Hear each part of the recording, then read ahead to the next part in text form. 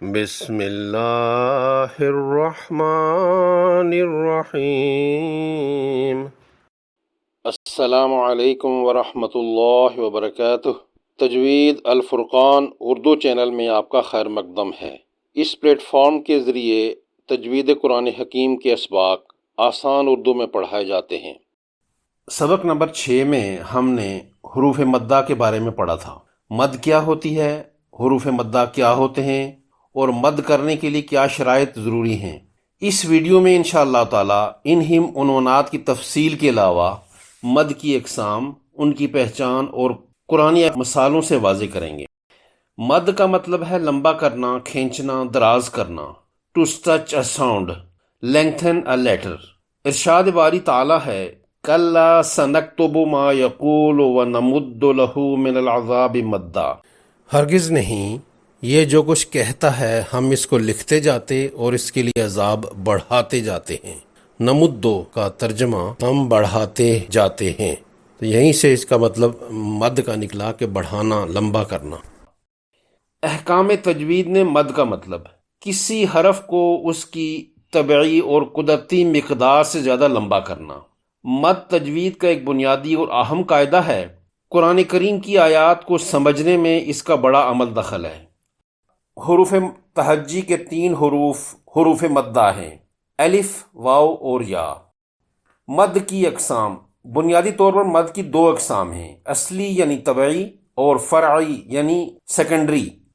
یہ سوال ذہن میں آتا ہے کہ مد کہاں کی جائے گی، حروف کو لمبا کہاں کیا جائے گا۔ اس کے لیے 3 شرائط ہیں کہ حروف مد ہوں، یعنی کہ الف ہو، واو ہو اور یا ہو، اور یہ حروف ساکن ہوں۔ الف تو ویسے ہی خالی ہوتا ہے، اور واو اور یا جو ہے نا وہ ساکن ہونے چاہیے، مجزوم ہونے چاہیے۔ اور پھر یہ ہے کہ ان حروف سے پہلے ان کی موافق حرکات ہونی چاہیے۔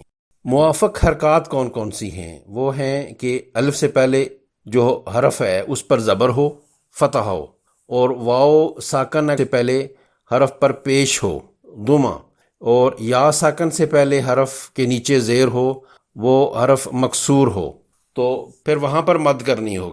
مد کے یہ تینوں حروف یعنی الف، واو اور یا، جب یہ تینوں شرائط اس کی پوری ہوں گی تو ان کو 2 حرکات کھینچ کر لمبا کر کے پڑھیں گے۔ اس کو مد اصلی کہا جاتا ہے۔ مد اصلی کے لیے ضروری ہے کہ حروف مدہ کے بعد حمزہ، جزم یا تشدید میں سے کوئی نہ ہو۔ حروف مدہ کو لمبا کرنے کا عمل خود ان حروف کی اپنی خصوصیات کا حصہ ہوتا ہے۔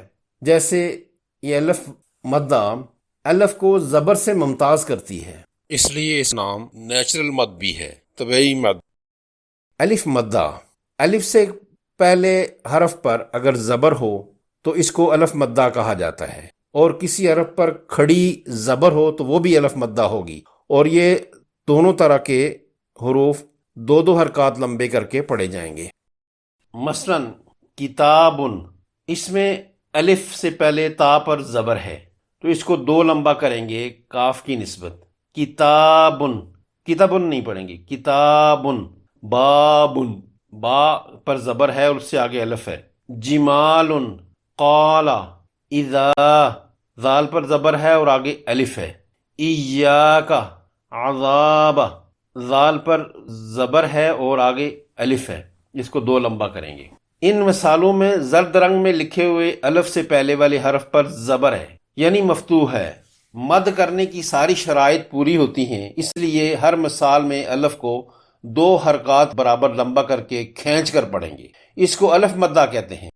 کھڑی حرکات کے سبق میں ہم پڑھ چکے ہیں کہ کھڑی زبر، کھڑی زیر اور الٹا پیش میں پڑھا تھا کہ ان حرکات کو 2 کی مقدار تک کھینچنا ہوتا ہے، اس لیے کھڑا زبر الف مدہ کے قائم مقام ہے۔ مطلب یہ ہے کہ جہاں الف سے پہلے زبر ہو تو اسے 2 حرکات لمبا کرنا ہے، اور جس حرف پر کھڑا زبر ہو تو اسے بھی 2 حرکات لمبا کرنا ہوتا ہے۔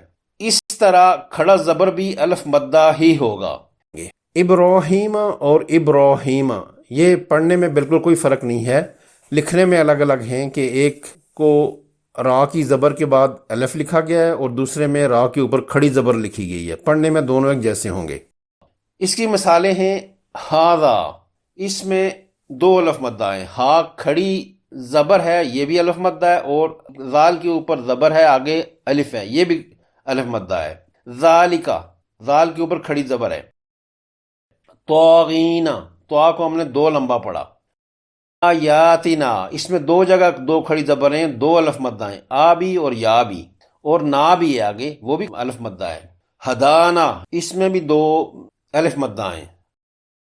ادھا، کھڑی زبر والے حروف کے بعد اگر حرف یا آئے تو وہ پڑھنے میں حذف ہو جائے گا اور پڑھنے میں نہیں آئے گا، مثلا الہ، فہدا، علا، موسیٰ، عیسیٰ، فتولا نے کھڑی زبر پڑھی ہے لیکن آگے جو یا ہے یہ نہیں پڑھا، یہ لکھنے میں آتا ہے لیکن پڑھنے میں نہیں آتا۔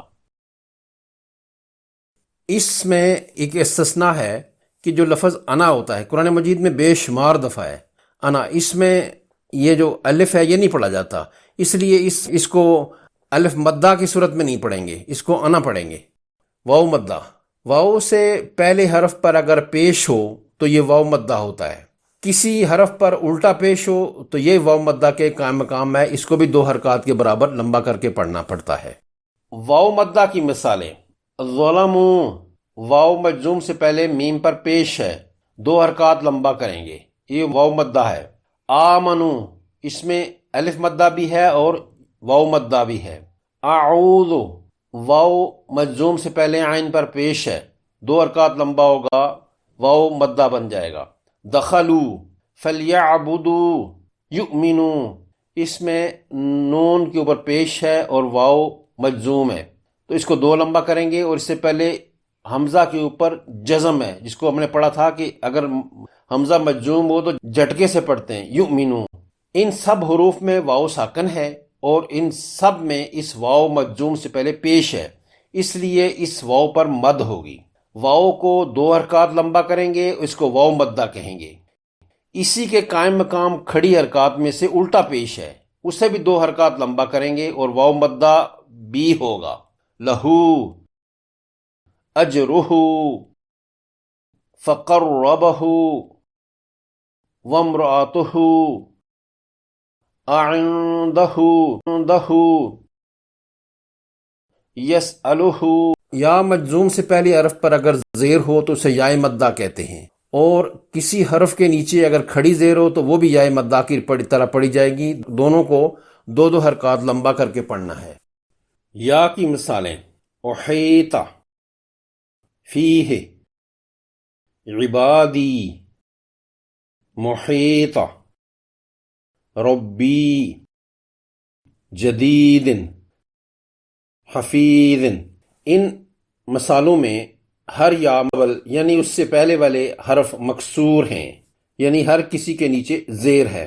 مد اصلی کی تینوں شرائط پوری ہو گئی ہیں، اس لیے ان حروف کو دو حرکات لمبا کریں گے، اس کو یائے مدہ کہتے ہیں، اور اسی کے قائم مقام کھڑی حرکات میں سے کھڑی زیر ہے، اس کو بھی اسی قاعدے سے پڑھنا ہوگا، یعنی دو لمبی، مثلا بیہی،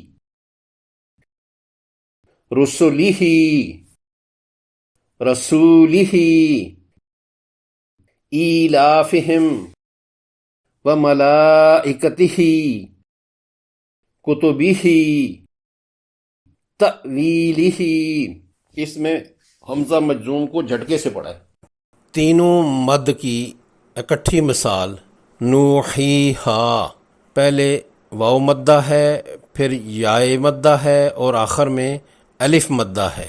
آپ سے گزارش ہے کہ چینل کو سبسکرائب کریں اور گھنٹی کے نشان پر کلک کریں تاکہ نئی اپلوڈ ہونے والی ویڈیو کی آپ کو بر وقت اطلاع مل سکے۔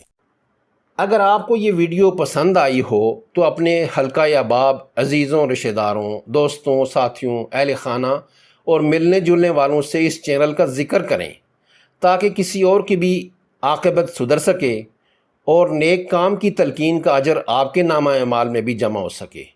مع السلامہ۔